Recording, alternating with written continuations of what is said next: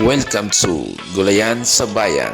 Dito ay namakbukan Cervantes Ilocosur. So, gift offer da iti vegetable pick and pay. Ngem depende no nya iti adda nga naimoda da apo.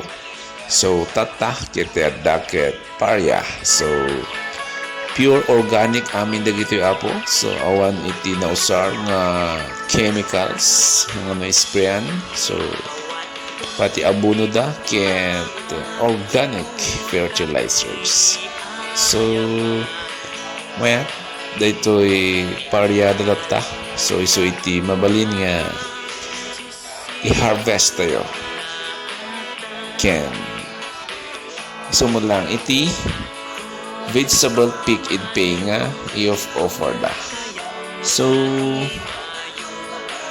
ada pa iti daduma nga naimula di banger medyo babasik pa. So, ti adota taket parya organic vegetable na parya kaya daduma pa.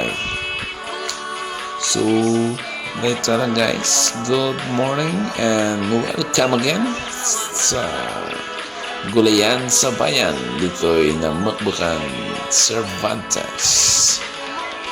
So, baring next month kahit ma-improve pa kaya ado pa dagito na imulang babasik kami nga dagito tarong kamatis kat adan samit gayam ti medyo mabalin ma-harvest baka next month